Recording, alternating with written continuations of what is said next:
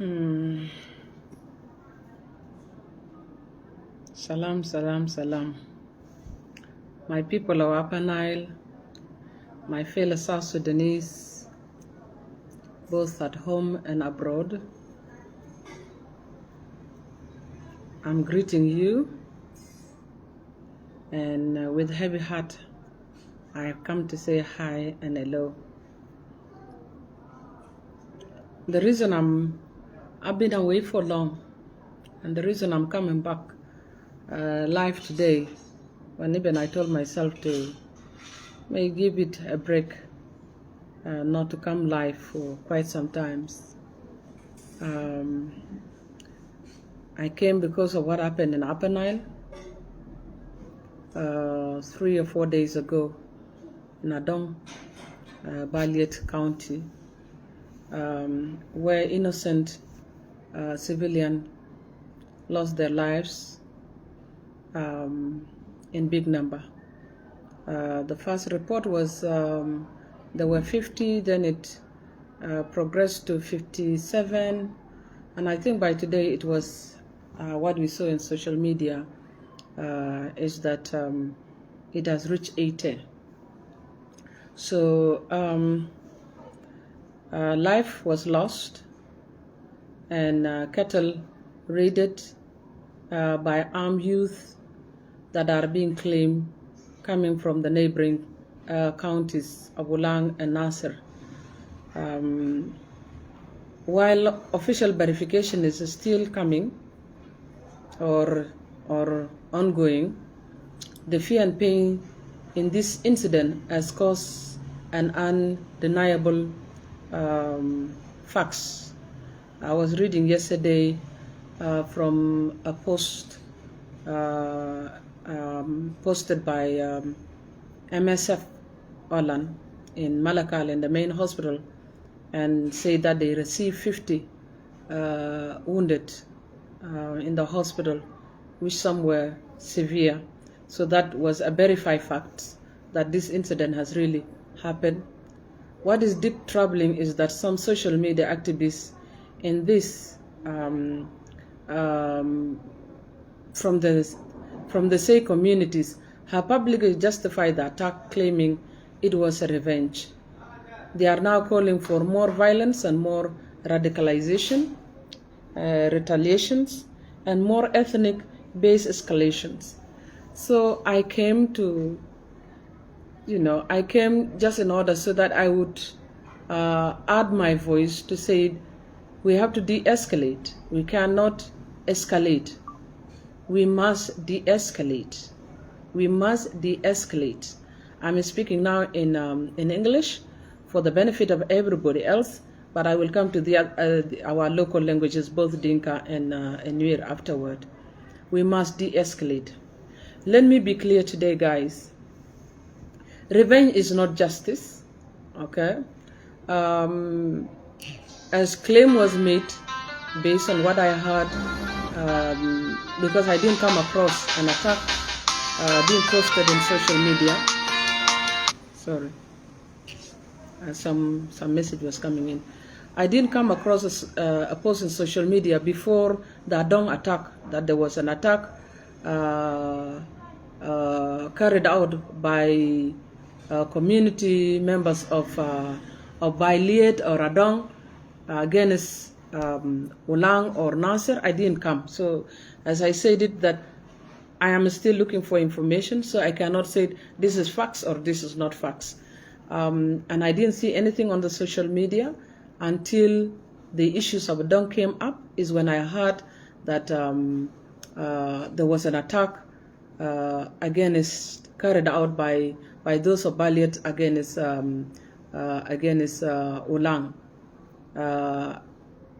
With the specification, which I did not also get, I didn't get clear information, which village, how many people were, the number of casualties, and the injured or those that are affected were taken where. I never come across that information, and I'm happy that at least the government of the Upper Nile State is under the one party, that is SPLM, as a political party. The governor is from the SPLM.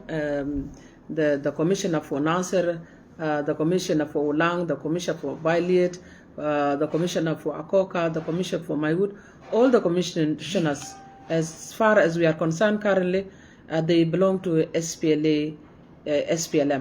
So in this case, it is a team. I believe that they will not cover up what is wrong because they are colleagues. They will provide us with facts. So if they will provide us with facts, I believe if anybody is lying, then it would be too sad. So because of this, revenge, and I'm calling about issues of revenge, especially the aggrieved community currently that all are talking about, which is Adong and which is Baliet. I'm saying we have to de-escalate. You have to hold yourself back. There should not be any revenge attack, because what you will do if you do the revenge attack, it will not make anything better, but rather the perpetrators, because they have already planned. Whatever their plan, you as a community, you will just making them succeeding in their plan. And if it is because as a government, if they are aggressing the government, you again will make the government fail to achieve what is supposed to be, because then it will become tribal. And this is something that we have all to resist it. So killing today does not mean healing. Yesterday, wrong. Those that has been killed so far now, we said the number have risen to 80s, and we don't know because there are still severe injuries that are there. It's more likely the number will continue to rise of the dead.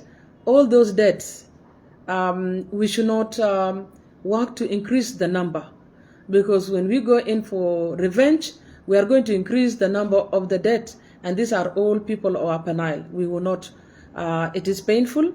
And remember, the person that is going to be killed is not going to be the person that is the perpetrator, the person that has committed that crime. So the criminal will go free, and then some innocent person is going to pay the brunt. Let not go for in that direction. Let resist it, and let give the government the chance. So the raid this week does not fix a raid last year. It doesn't. It did not fix any raid. If the claim that is being put across in social media that there was a place in either Ulang or Nasser that was raided by armed civilian from Bailit, that did not bring back the deaths on the other side. And because of this, so it only drag us all into an endless destruction. It will drag us all into an endless destruction. That is what will happen. Because of this, we must resist it. It is painful, but we must stand strong and resist it. And so today, I came to live to strongly reject this hostility, hatred, and dangerous rhetoric. We cannot normalize violence, and we cannot say this is the way we should go. No. We cannot glorify revenge like as if it is the best way to go. No. We cannot also allow communities to be pushed into a cycle that will only destroy Upper Nile further. We will say no. We have got issues as people of Upper Nile that we are there that will bring us on the common ground to resist. So my people today, we are also witnessing violence erupting between, erupted between Unity State and the Ruweng. According to information I gathered today, Ruweng administrative area. This is sad reminder that when a small fire are ignored, they grow into a regional blaze. So I call upon the government of Upper Nile. To take charge. Act now. You cannot wait. You need to act now. Restore order. Protect civilians.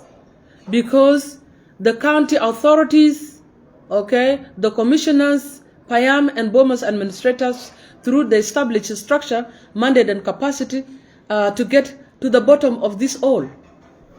If cattle has been raided to which Payam, has been raided to which Buma, Because these are people who are within under the authority. This is how the government get to the grassroots.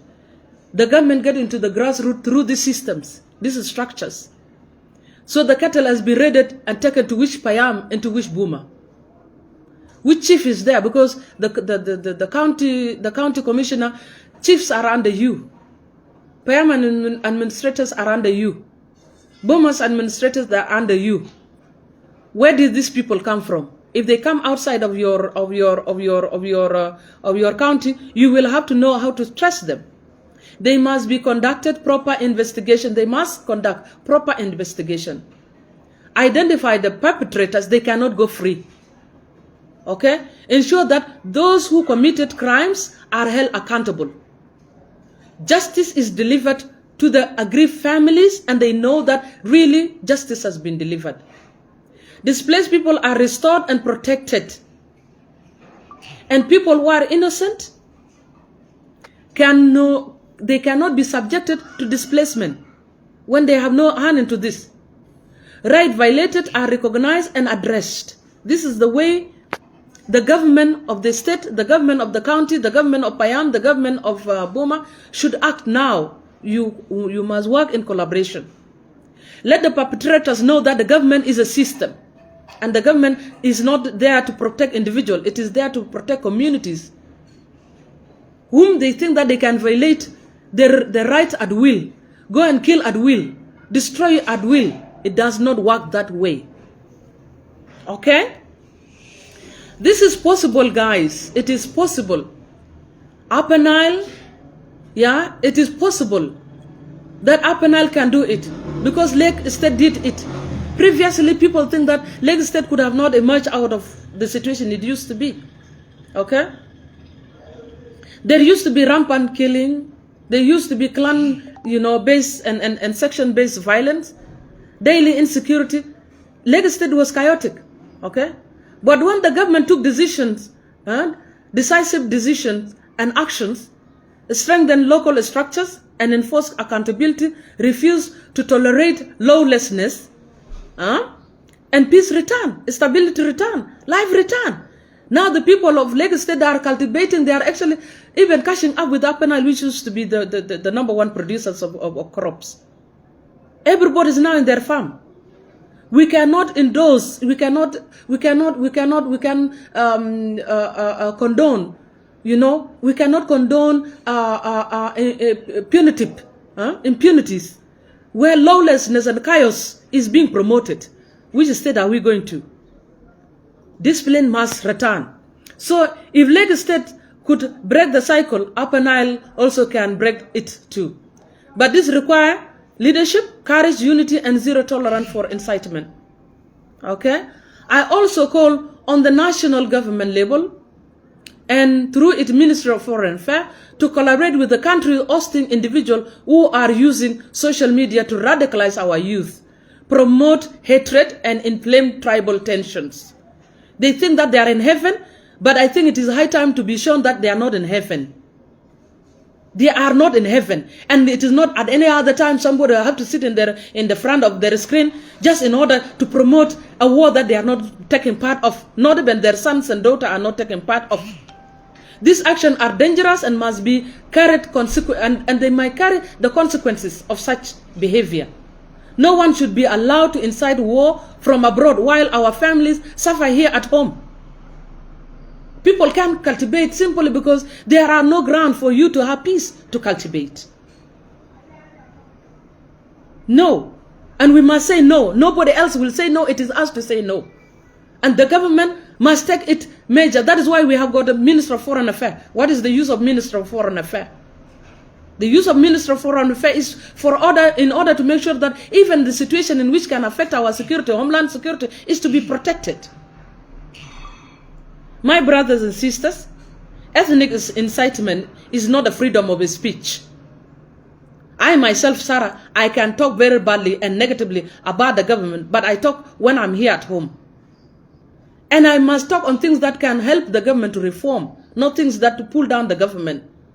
Because I know What I plan as something good is what also I can harvest as a good thing. But if I plan evil, is also the evil that I can plan. Because what is it? How can I plan evil and I think that I harvest something, holy? It doesn't work that way. So the incitement of the ethnics is not freedom of speech. So it is a crime against peace. Revenge is not a solution. It's fueled the Rwanda-like kind of catastrophe. There is nothing else. Unless we are pushing ourselves into that direction, like we become like Rwanda. Let us not allow history to repeat itself, guys. Let us not be manipulated by those who benefit from chaos.